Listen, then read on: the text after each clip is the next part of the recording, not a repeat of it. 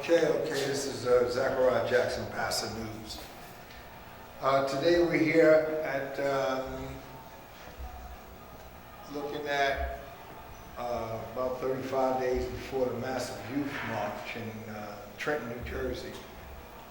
Can you guys introduce yourself? We'll start with you at the time and talk about your organization and the impact of this march if it is a success. And can you get the people to really come out, the young people? Right now? Hi, my name is Mohammed Sikandar. I'm a first-year college student at Rutgers University, Newark, and I'm a member of the New Jersey Muslim Coalition. Our goal is to bring 1,000 people at the state capitol on April 22nd at 1 o'clock to make a difference, to raise our opinions and voices about the problem the youth is going through today, like expensive college, joblessness, homelessness, and each and every individual struggles that collectively our youth goes through. So our goal is to bring as many people out there and raise our voices together, because united, the more united we are as a demographic, the stronger we are going to be. Have you reached out to some of your constituents, some of the young people in school? Have they shown you that they will be there? Yes, we've reached to clubs, fraternities, and every single person, organization we've been to that's a progressive organization, they've given us a positive response, and they're looking forward to being at the state capitol on April 22nd. And to add to that, we've been actively... And what coalition or what organization are you with? Are you guys the same? Currently, I am the coordinator for the Massive Youth March. Okay. My name is Ricky Castaneda, and we're actively speaking with our SGAs across the state. That includes Rutgers Newark, New Brunswick, NJIT, and Kane University. Those are the current conversations we're having right now with their SGAs. They have have been verbally, have our support. They have our support. And what they're planning to do right now is to reach through mass emails and group texts through every student org and clubs to spread the word, and then hopefully these student orgs come to us, and we can give them more information about this massive youth march. As you reached out to the many, have they shown that they're going to support this act of march? They have shown through email and text that they are very supportive of it. Okay. It was a last-minute invite for the press conference of today, so they were not able to show due to scheduling conflicts. However, they have opened up their schedules for any other event that we're holding, including the massive youth march that will be taking place on April 22nd. And we will, as I said before, we are also actively holding these conversations as of right now, since my phone is vibrating, possibly that right now. Okay. Introduce yourself. What organization are you with? For me, I am a student at Kane University, first of all. I am also a member of a political party in New Jersey. I'm not going to say anything regarding that, but we are also working with many other political organizations, because if you look into how we're affected, politics is one of the bigger ones that have not only affected communities that are poor, but also middle-class communities throughout New Jersey. And you look over to where we live, where we're from, which is Elizabeth, you can obviously see how the stagnation of someone who doesn't understand the youth issues has taken effect on communities, because we still don't have clean water in our school systems. We still, if you go over to Asbury Park, there's a huge amount of eminent domain, and many of these people are young people who don't have money to go to a house, or things that they don't have the money or the resources necessary to sustain their family. And many of these people, Irvington, Camden, and so many other urban centers, and maybe even the middle class centers, have no idea how they're going to make it by on what they're making right now. Low minimum wage is not necessarily the best sort of Kind of like a working poor or something like that. Yeah.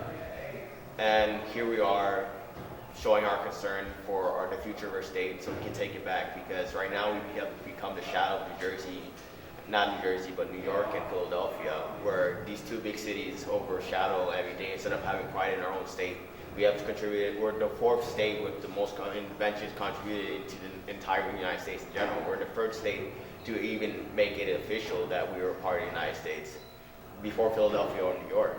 And we're still being overshadowed by these two things. And we should take pride in what we've been doing. And now we're taking pride in leading the entire nation by example, because New Jersey has to stop being so standing and start stepping up for things that matter. And because we're one of the states that are most affected by corruption or most affected by over taxation or things such as that. You know, you won't find as much because we're the state that is ranked number one of people who leave our state by the hundreds of thousands. 200,000 people have left our state just last year. Could you imagine how much more they're going to be, because there's an increase in taxes? And how is anyone like us supposed to even afford taxes that in a state that is growing so massively? But that's just my intake, and I'm only here to say that this is the change that we need, and we're here united because we see the common conflict that we have in our state. Thank you. I'm going to ask a couple of questions. What shall be the follow-through? What should be the commitment after the march? And tell me what should be the overriding message of the march. Anyone can answer that. I feel like after the march, we should definitely reach to our local congressmen, senators, and local representatives, and let them know that we're united and we're powerful, and we're a group that is dedicated to working towards our problem, and they should represent us and work to the best of our interests. And we shouldn't be neglected and kept out of the loophole because the political tide shifts from one place to another. Because the youth can't be neglected. We are the future of this country. And we can't be fighting Islamophobia, discrimination, mass incarceration, and issues like this. We should be out there studying, making, investing, entrepreneurship, and doing all this stuff and that can be done at the same time going through the issues that we're going through right now. For the biggest one, like Mr. Trump is from 2018, is lowering our Pell Grant.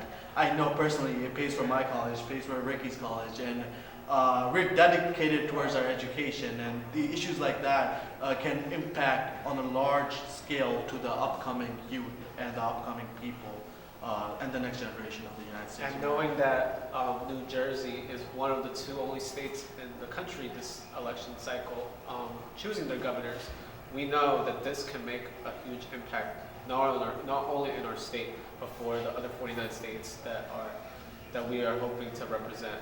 And we know that with the result of this march, the aftermath of the march, we know that this will be something very hyped up and something like decision-wise, because we know that we can't let other people decide our future. We ourselves have to make sure we choose leaders that will be for our future. And to add on, we can't just make it political. We have to make it social, economic, and maybe spiritual at some points. We need to gather our communities and start building back up, because we can't just rely only on the politicians. This is a movement. This is a group that has come together because we can see what's wrong in our communities. And we have the strength and we have the potential to do so much more, but we're not doing it right now. So I suggest to my communities, come out and help us feed the homeless. Come out and help us try to make other people's lives better. In fact, in Oregon, Portland, Oregon, there's an anarchist group called Anarchists for Potholes, which is pretty interesting, where they had filled the potholes where the government had neglected it for such a long time. And now they're doing things that if the politicians are not going to allow things to do, and they're not going to take action into their own hands, we're going to have to take actions ourselves. Because if we're going to wait so long for our communities that have been destroyed or manipulated, if you go over to Camden, many of their programs have been economically devastating for that community. And we have to gather as a community to do what we can to protect each other. but as well improve on our lives. Lastly, I want each of you to kind of like just give a pitch to your fellow peers, your youth, on the date and time and their responsibility to come out. Just each one of you just give a little pitch to you, as if you're talking to them right in front of your face. To all the Muslim Americans right now, this is the time to make a change. We are going to fight at Trenda on April 22nd. We're going to fight Islamophobia. We're going to fight the Muslim ban. We're going to fight every single social issue and economical issue we stand for. And we need you to be there. And it can't be done without you. Millennials, we've been looked down so badly upon our older peers because we are the block of voters that never show up to vote. We are always being called, you guys complain too much, but you guys don't show up to vote. This is our opportunity. This is our opportunity to voice our opinions and to actually, be informed of everything that's been going on, and like our chance to be part of the political process and show a huge effect when it comes to election time. Not just for governor, but for something as small as school board elections, something as small as city committee for your designated party, Democratic or Republican, and other city council, mayors. All those elections count. We cannot start change from top to the bottom. Change starts from the bottom up. Future leaders, this is your chance to take not only your community, your state, but your world back. If you want any sort of change, if you're tired of seeing your community being trashed all over the place, if you're tired of seeing people going kicked out of the street because their apartment houses are too high, or gentrification has stepped into your community, this is your chance to voice out your issues. Because I don't care if you're Muslim or Christian or atheist or anything, we're here in this struggle together. We're here in this struggle because we're united by the common problems that we face in this country, and we care about each other as human beings. So I invite you to take back your future at this current moment and current time, because you will never have this again. And I say this right now in all serious manner, we need you right now. Because if not, who else will lead this country back to the point where we could actually excel and exceed in our accomplishments? It is us, the youth. So come out April 22nd and take back your future. The time. Okay, tell us about what's going on and what's your pitch to the